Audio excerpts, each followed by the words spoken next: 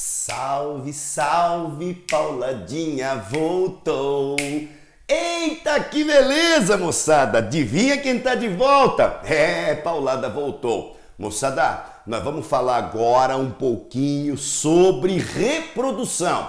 Vamos falar de reprodução sexuada, assexuada, quais são os fatores que diferenciam, enfim. E vamos citar um monte de exemplo de reprodução que estará espalhado por todos os organismos animais que a gente acaba estudando. Show de bola? Baita de um filé para as provas de vocês. Moçada, eu voltarei. I will be back.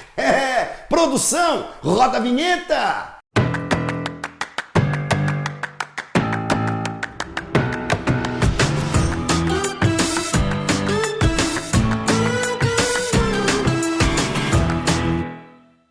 Quem sabe ainda sou uma garotinha, esperando o ônibus da escola, sozinha.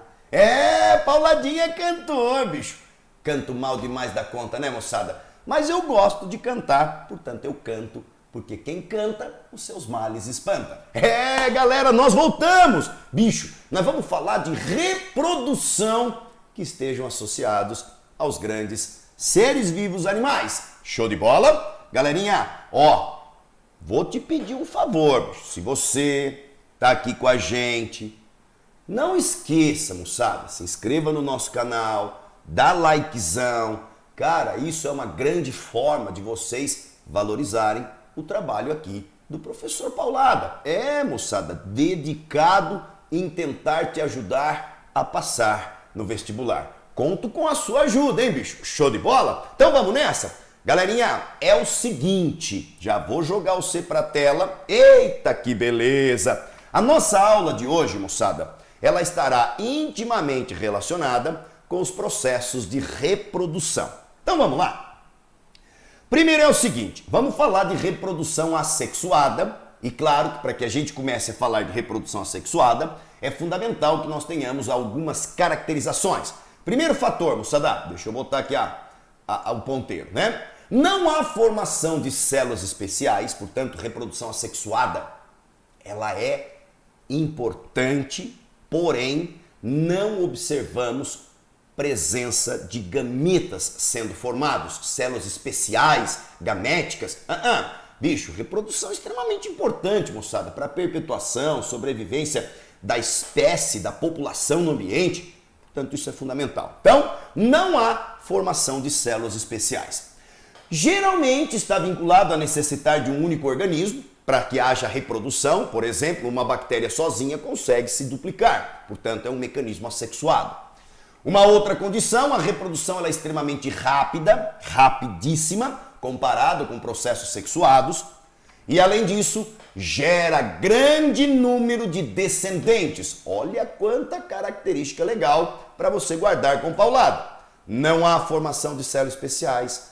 Necessita de um indivíduo, basicamente, para reproduzir. A reprodução é rápida e gera grande número de descendentes. Moçadinha, é o seguinte. A reprodução assexuada, ela não existe para gerar variabilidade genética. Você não tem segregação independente, crossover. Mas há possibilidades de que nós tenhamos processos importantes denominados como mutações. Paulada, então mutações podem acontecer. Claro, de forma ao acaso. Então a reprodução assexuada ela pode ter variabilidade, não que ela seja uma geradora de variabilidade, mas ela pode ter, devido a esses aspectos mutacionais. Galera, vamos comparar com reprodução sexuada? Vem comigo, olha lá. Na reprodução sexuada, você observa a formação de células especiais, temos como exemplo, sem dúvida alguma, olha que importante, moçada, gametas, espermatozoide, ovócito, que é o gameta feminino. Um outro detalhe, nós necessitamos, deixa eu mudar o ponteiro aqui para você, moçada, olha lá. Nós necessitamos de 2 indivíduos para realizar uma reprodução sexuada. Pelo menos aí envolvendo 2 aspectos de indivíduos. Reprodução é bem mais lenta do que comparada com a assexuada. gera um número menor de indivíduos e, claro, moçada, agora sim, a reprodução sexuada, ela gera variabilidade. Gera, por quê? Primeiro, anota, você tem fecundação, que é a fusão de genomas distintos. Você tem crossover, você tem segregação independente e, claro, todos os fatores que estão envolvidos aos aspectos mutacionais. Se ligou, galera? Você se ligou? Bicho, isso é extremamente importante. Agora, vamos dar uma ênfase ecológica para esta reprodução? Galera, imaginem vocês que nós estamos num ambiente estável em que as condições abióticas não mudam ao longo do tempo. A temperatura é sempre basicamente a mesma coisa, o índice de chuva, a umidade, pH, enfim. Show? Luminosidade. Então a tendência é a seguinte, guarde isso com muito carinho. A tendência de reprodução em ambientes onde as condições abióticas são basicamente estáveis, sem grandes variações, a tendência é que nós observaremos com maior frequência um processo assexuado. Por quê? Como a reprodução assexuada ela não gera grande variabilidade e como este ambiente ele é praticamente estável, então a maneira como os organismos ali estão adaptados, por seleção natural, é claro, eles não necessitam de grandes mudanças, grandes variações genéticas para que possam se manter vivos naquele local. Portanto, manter aquele genoma já adaptado por seleção natural àquelas condições ambientais é muito mais viável. A reprodução é mais rápida, não há problemas de variações ambientais, então a tendência é que o organismo mantenha a reprodução assexuada. Lindo! Agora, pensando em ambientes onde as condições abióticas variam muito, temperatura varia demais, umidade varia demais, luminosidade, pH, concentração gasosa. Portanto, nestas condições, quanto maior variabilidade genética o organismo manifestar, mais provável que ele consiga adquirir um conjunto gênico, um conjunto genômico que seja favorável para sobreviver naquele ambiente em que existem várias mudanças constantemente. O organismo mudar geneticamente bastante é favorável para que ele possa adquirir condições por seleção natural para sobreviver neste ambiente onde as condições abióticas mudam demais. Galera, isso é maravilhoso! Entenderam os dois aspectos? Além de reprodução, eu dei uma pincelada para você dentro de processo ecológico. Show de bola? Galera, quais são os exemplos clássicos que nós podemos retratar relacionados à reprodução assexuada? Vamos listar alguns. Bom, cisparidade, só para você lembrar juntamente comigo, moçada, é o quê? Você tem lá, por exemplo, um protozoário, este protozoário acaba se dividindo em dois. E a partir de então, assim sucessivamente, ele vai se dividindo em dois e, portanto, praticamente um crescimento exponencial, só não será exponencial pelo fato de ter resistência do meio. Paulado, o que é estrobilização? Estrobilização, moçada, ocorre com os quinidários, com os pólipos de quinidários. Eu estou desenhando para você aqui um pólipo, perfeito? E o que nós observaremos? Este pólipo, ele segmenta o corpo, moçada, e cada segmento deste do corpo aqui, que eu estou demonstrando para você, cada segmentinho desse vai dar origem a uma medusa. Esta medusa jovem recebe o nome de éfira. Bastante fácil, né? Portanto, primeiro exemplo de cisparidade, pode ser bactéria, pode ser protozoário, pode ser alga. Estrobilização ocorre com os pólipos dos quinidários. Tudo bem? Pólipo de quinidário. Quinidário é o filo das medusas, das anêmonas do mar, essa história aí. Legal. Galera, regeneração. Este é fácil, né? Por exemplo, uma estrela do mar, ela pode perder um braço E este braço, se devolvido para a água, ele pode regenerar uma nova estrela do mar. Regeneração. Bastante fácil. Paulada de brotamento. Brotamento, moçada, pode ocorrer, por exemplo, com as esponjas do mar. As esponjas, aquelas que vocês conhecem, que são os poríferos, né? O que nós podemos observar? Deste canto aqui, ó, pode nascer um brotinho. E este brotinho, ele pode se descolar daqui, cair no substrato e originar um novo indivíduo. Que bonitinho, Paulada. Pois é. Galera, gemulação é um tipo de reprodução assexuada que ocorre com esponjas de água doce. Elas produzem uma estrutura de resistência chamada de gêmula, que é como se fosse uma vesículazinha, tudo bem? E dentro dessa vesículazinha existem células chamadas de arqueócitos. Esses arqueócitos são células primitivas, não diferenciadas, de poríferos. Portanto, quando esta vesícula protetora ela cai no ambiente em condições adversas, por exemplo, um lago em que a água secou ou baixou bruscamente, permitindo carência hídrica, as esponjas produzem estas gêmulas, enchem estas gêmulas de células não diferenciadas e jogam no ambiente. Quando a chuva voltar e o ambiente voltar ao normal, as gêmulas eclodem e aquelas células internas se diferenciam numa nova esponja do mar. Você percebeu? Ou uma nova esponja, que no caso aí era de água doce, tá? Portanto, moçada, você percebeu? Todos os processos não envolvem mecanismos de fecundação. Belezeira? Show de bola? Portanto, agora vamos citar os exemplos dos processos sexuados. Conjugação, não sei se você lembra o que é uma conjugação. A conjugação, moçada, ela corresponde ao seguinte, ó. Imagine aqui, ó, conjugação pode acontecer com protozoário, né, ó. Você observa lá, os dois protozoáriozinhos estão unidos, e aí o que acontece? Eles apresentam núcleos que esses núcleos vão passar por um processo meiótico, vão originar núcleos haploides. Estes núcleos vão poder ser trocados e fecundados em cada um dos protozoários, permitindo, portanto, um processo de fusão nuclear entre protozoários. E isso é conjugação. Legal, Paulada? Muito bem. A neotenia, moçada, a neotenia é um mecanismo que permite, consequentemente, a maturidade sexual em larvas de organismos.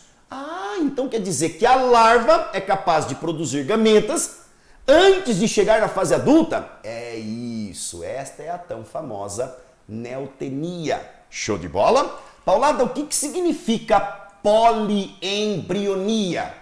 A poliembrionia é aquela que ocorre, por exemplo, com o tatu. Olha lá, você observa o quê? O tatu, macho e fêmea, se fecundaram, né? Logicamente, originaram um zigotinho, este zigotinho se desenvolveu no embrião. Este embrião, ele pode se segmentar e originar vários embriões, todos provenientes da mesma estrutura embrionária, do mesmo zigotinho. A partir daí, você tem vários organismos idênticos, isso acontece com o tatu e nós chamamos isso de poliembrionia. Paulada, nós seres humanos podemos ter poliembrionia? Pode, moçada. Você, quando tem a gemulação univitelínica, que é aquela de gêmeos idênticos, é um caso de poliembrionia. Que legal. Muito bem. Paulada, o que significa poliovulação? É quando a mocinha, ela ovula, produzindo 2 ou mais ovócitos, que são os gametas femininos, no mesmo ciclo menstrual. Cada ovócito pode ser fecundado por um espermatozoide e originar um zigotinho. Isso nós chamamos de poliovulação. Se ligou? Entendeu? Portanto, estes são alguns dos mecanismos que eu gostaria que vocês se atentassem juntamente com Paulada. Eita, que beleza! Tá tudo bem aqui, moçada. Vamos prosseguir? Galera, eu queria citar para você 2 casos especiais que estão associados a mecanismos que podem ser sexuados, mas que são casos especiais de reprodução assexuada. Vamos lá? Você já ouviu falar em partenogênese? A partenogênese, ela ocorre com um monte de organismos. Já ouviu aquela musiquinha? Ai, ai, ai, carrapato não tem pai. Pois é, moçada, esta representa uma musiquinha clássica de partenogênese. As abelhas Olha lá, deixa eu só mudar o ponteiro aqui. As abelhas, elas representam ou apresentam partenogênese. Vamos entender como é que funciona? Observe comigo. A rainha da colmeia, ela tem função de produzir óvulos. O zangão, que é a porção masculina, tem como função produzir espermatozoide. Se um óvulo da rainha mais um espermatozoide forem fecundados, você vai dar origem a quem? A operárias ou, possivelmente, novas rainhas. Então, galera, presta atenção no que o Paulada vai ressaltar.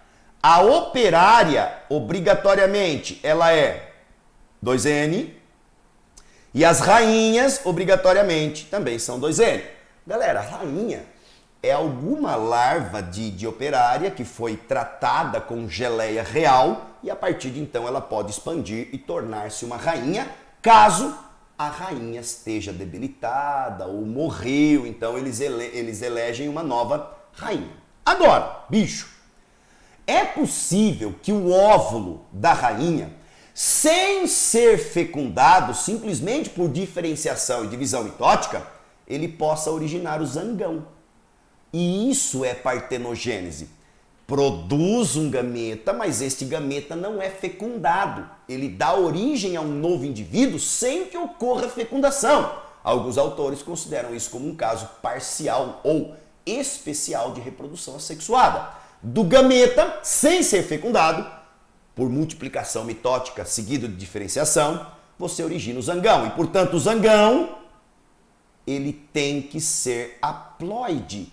Ai, Paulada, que da hora! Pois é, moçada, isso é partenogênese. Ocorre com o carrapato, ocorre com as abelhas, tem um monte de organismo que pode manifestar partenogênese. Se ligou? Agora, Paulada, o que é pedogênese? É uma partenogênese que ocorre na fase larval. Vou citar para você como exemplo, olha lá, a pedogênese é uma partenogênese que ocorre em indivíduos que ainda encontram-se na fase larval. Galera, tem um verme extremamente importante chamado de Schistosoma mansoni, que é o causador da barriga d'água ou esquistossomose. Ele é um parasita cujas larvas produzem óvulos ou células germinativas que, sem que sejam fecundadas, elas podem originar outras larvas ainda, né? Neste estágio larval. Paulada, que da hora! Então quer dizer que o Schistosoma mansoni, quando a larva dele penetra lá no caramujo, que a gente chama de bionfalária, dentro do caramujo, esta larvinha, que a gente vai chamar de miracídio, ela realiza pedogênese. É importantíssima. Ela produz células gaméticas ou germinativas que vão, sem serem fecundadas, se diferenciar em novas larvas. Cara, que da hora, moçada! Esta é a história importante de reprodução que o Paulada queria listar com vocês. Olha a quantidade de exemplos de reprodução que nós tivemos a oportunidade de ver. Show de bola? Galerinha, agora sim, quero de novo, não esqueça, se você curtiu o vídeo, se inscreva no nosso canal. Tem um monte de gente que assiste o nosso canal, mas não se inscreve. Então se inscreve lá, moçada. Vamos contribuir para o canal Se Liga na Bio tornar-se ainda melhor. Show de bola? Um beijo no seu coração. Espero que você tenha aproveitado e gostado do nosso vídeo de hoje. E logo, logo, vem mais por aí. Valeu, galera! Até a próxima! Valeu! Fala tchau pra mim!